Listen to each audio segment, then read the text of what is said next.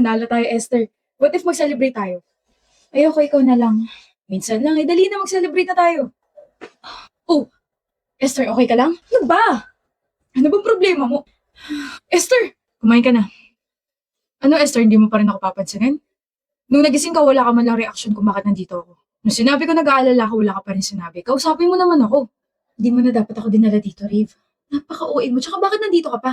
Kasi, iwan mo na ako, kaya ko na sarili ko. Acid reflux lang to, makakalabas din ako maya-maya. Lagi ka raw nandito, ibig sabihin, hindi mo inaalagaan yung sarili mo, Esther. Ano ba yung nasa utak mo, ha? Puro aral na lang, ganun. Tapos ano, pagkain mo, mga libro. Baka hanggang sa panaginip, nag-aaral ka pa rin. Ano magagawa ko? Hindi naman ako katulad mo na mayaman na pwedeng pa-chill-chill lang sa tabi. Kailangan kong ma-maintain yung scholarship ko, Reeve. Just let me help you. Hindi ko nga kailangan ng tulong mo. Umalis ka na sabi. Tigas mo, Esther. Alam mo ba yun? Ikaw na nga yung tinutulungan. Ikaw pa yung galit. Alam mo, bahala ka na sa buhay mo. Himala, hindi mo inaasar ngayon si Esther. Mas mataas yung score mo sa kanya, di ba? O, anong pake ko? Bago yan ah. Break na ba kayo? Ulul.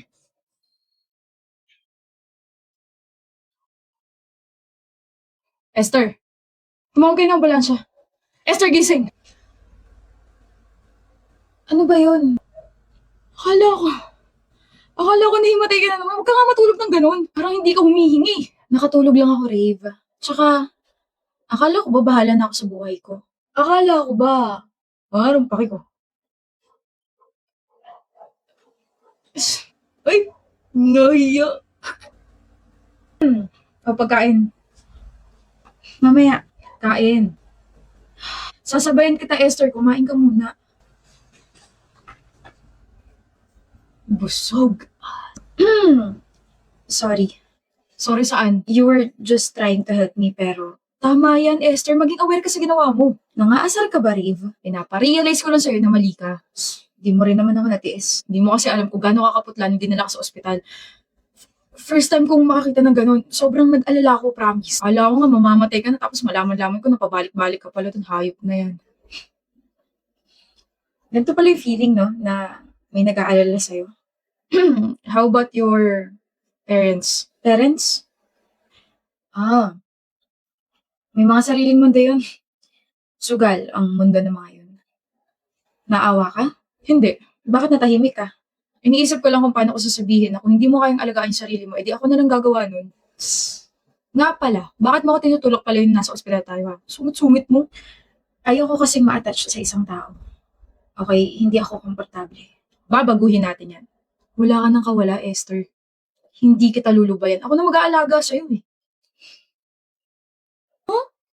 Anong ginagawa mo rito sa tapat ng bahay namin? I'll be fast. Gusto ko lang ibigay sa mga to. Ano to mga to? Isang paper bag, nandiyan lahat ng mga ginawa kong reviewers for our upcoming exam week. Alam ko meron ka na, pero mas makakatulong kung babasahin mo rin yung akin para mas lumawak yung understanding mo. Oo na, ikaw na mas matalino sa akin. Matagal ko na tinanggap yun. Talaga. Etong isang paper bag, pagkain natin. Huh? Dito ka kakain? Bawal. Hindi, hinatid ko lang, tapos pagka-uwi ko, makipag-video call ako sa'yo para sabay tayo kumain. Kung okay lang din, sabay na rin tayo mag-aral. What do you think? I think, kailangan mo nang umuwi. Sabay tayo, huwag mo munang kakainin nga, magtatampo ko. Babush! Rave. May I take your order, ma'am? Mamaya na lang po, may inaantay pa kasi ako. Okay po. Thank you. Mal! Rev, hinaan mo nga yung boses mo, nasa restaurant tayo. Bakit ba? Excited ako makita ka eh. Ikaw ba, na-excite ka? Hindi. Tigas mo pa rin talaga, Esther, no? At ang OA mo pa rin talaga. Sige, pagbibigyan kita ngayon, Esther. Pero anyway, kaya medyo na-late ako. Kasi muntik na ako mabangga na sasakyan. Walang Diyon na yan. Ano? Ayos ka lang ba? Oo naman. Sabi ko kasi marami pa akong pangarap kasama ka. Lapitin ka talaga ng mga disgrasya, no? Alam mo, konti na lang, hindi na kita papayagan mag-drive at saka mag-commit mag-isa. Speaking of disgrasya, naalala mo yung muntik ka na mabangga 6 years ago? Ganun na ganun yung feeling ko every time na may kinukwento ka na ganyan. Naalala ko yun, naiyak ka pa nga sa kabi. Bakit ka umiiyak? Akala ko, akala ko nabunggo. Alam mo ba, yun yung time na na-realize ko na gustong-gusto na talaga kita. Like, what if nabangga ka talaga? Eh di napahiga na ako nun. Sayang, sana tinuloy mo na tapos doon ka na natulog. Alam mo, mahal, wala ka pa rin kupas. Ang corny-corny mo pa rin mag-joke. Sabi ko naman kasi sa'yo, mag-enroll ka na sa club ko. Club? The Anti-Kakornihan Club. O, saan ka pupunta? Sa CR, sama ka. Pwede? Manahimik ka nga dyan. Love you, Esther. Oo, na, I love you too. Kilig. Mitch, gabi na, pwede akong makitulog sa apartment mo. Okay lang ako, Sofia. Basta ko hindi. Hindi ko iiwan yung best friend ko after niyang irad lahat ng mga hinanakit niya sa buhay. Kaya kung sa ayaw at sa gusto mo, matutulog ako ngayon sa apartment mo. Mitch. Mitch. Nak! Papa? Hindi ka na gumalaw dyan sa kinauupuan mo. Ang sabi ko, tapos na kitang i-paint. Maganda ba? Ang ganda! This is a masterpiece. Galing ko, no? Alam niyo po, pagtanda ko, I'll be a painter din. Sabay tayo magpe-paint. Opo. O sige, kung yan ang gusto mo, dyan kita susuportahan. Mama, bumili po ako ng materials. Sabi ni Papa, magpe-paint na po kami pag uwi niya eh. Ha? Bakit po, Ma? Patay na ang papa mo. Oh? Bumibili siya ng materials for his next painting. Tapos biglang pinasukan na magnanakaw yung tindahan. He fought back. Pero nasaksak siya na ilang beses. Mitch! Nananaginip ka. Magbubura muna dapat ako ng makeup tapos naririnig kita tinatawag mo si Tito. Napanaginipan ko si Papa. Huh? And I just realized something. Kaya pala sabi ng ex ko na I don't know how to live with the people around me. Kasi I stopped living when Papa died. That's when my life started to fall apart. Even Mama became so hard to herself that it affected me. Everything became so blurry. Everything became black and white. Alam mo ba na Papa's last painting was me? Na-influensyahan niya ako. Oh, Mitch. And now I finally realized kung ano yung gusto kong gawin. Gusto ko mag-paint. Gaya ni Papa. Tinulungan niya ba ako by appearing in my dreams, by showing me how to live with pain and happiness? Na I have to continue living? Miss ko na siya, Sofia. Miss ko na si Papa. Oh my gosh. Nag-resign ka? Kahapon lang and I just left. Wala naman kasi ako ka-close doon. Ayaw sa akin ng boss ko, ayaw sa akin ng mga katrabaho ko. Edi, bye-bye. Alam mo, akala ko dun ka na mamamatay kasi tanggap ka lang ng tanggap ng trabaho sa kanila eh. Hindi ka nagre-reklamo kapag ganito, ganyan. Thank you at nakaalis ka na. OH. Ano nang gagawin mo ngayon nag-resign ka na?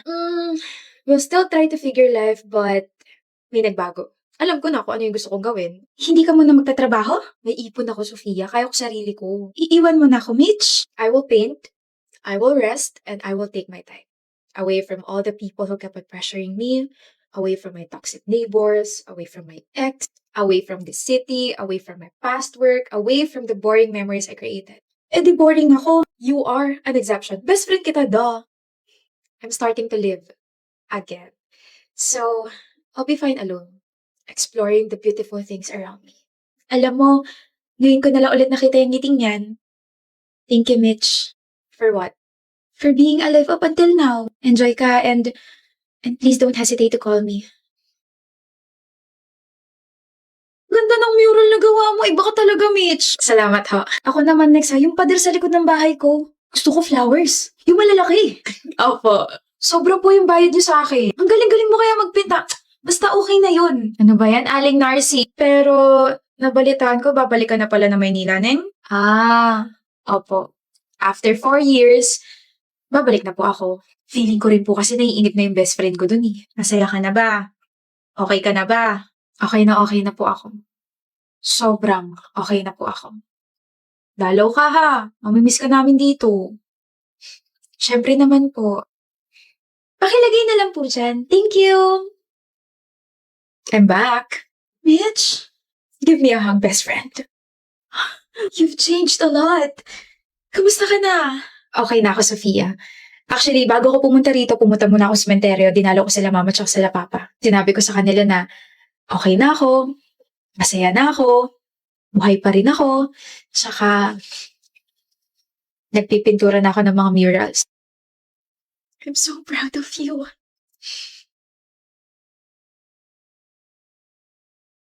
Bakit ka nakupo? Higa ka muna, Kara. Hi, Dennis. Hindi. Tatawagin ko muna yung doktor mo. Na-check na nila ako. Kamusta pakiramdam mo? Okay naman. Pero hindi ka raw umuwi? Nag-alala ko eh. Hanggang ngayon? Ano ka ba? Wala naman ako sakit. Sino hindi mag-aalala eh? Nag-uusap lang tayo tapos sabi mo hindi mo ko iwan tapos bigla nagdugo yung ilong mo tapos bigla ka nahimatay sa harap ko. Siyempre, unang iisipin ko may sakit ka. Dennis, stress lang ako tsaka puya tapos dumagdag pa daw yung init ng panahon. Pero wala talaga akong sakit. I'm so sorry if nag-alala ka. Okay. Kalmado na ako. Nga pala, I tried to call your parents kasi nagpatulong ako sa school for that. Kaso, Walang sumagot ng tawag, right? Yeah. My parents are separated and both of them are busy sa mga kanya-kanya nilang families. I think nakalimutan nila na yung unika iha nila is buhay pa. I mean, nagbibigay naman sila ng allowance pero yun na yun. Kaya naman I have so much love to give. Gusto mo ba? pwede ba? Pwede na ba? Kung nasa stress ka, ask for my help. If hindi ka makatulog sa gabi, call me. If you wanna talk to someone, nandito ko. And I'm so sorry for being harsh. I'm glad you're now opening yourself to me. Thank you, Dennis. Hindi. Thank you, Kara, for breaking my walls. Hello, Kara? Sabi mo kapag stress ako, hingi lang ako ng tulong sa'yo, di ba? Nasa ka? Ang bilis mo naman. Hinahawakan ko lang yung kamay mo kasi stress ka.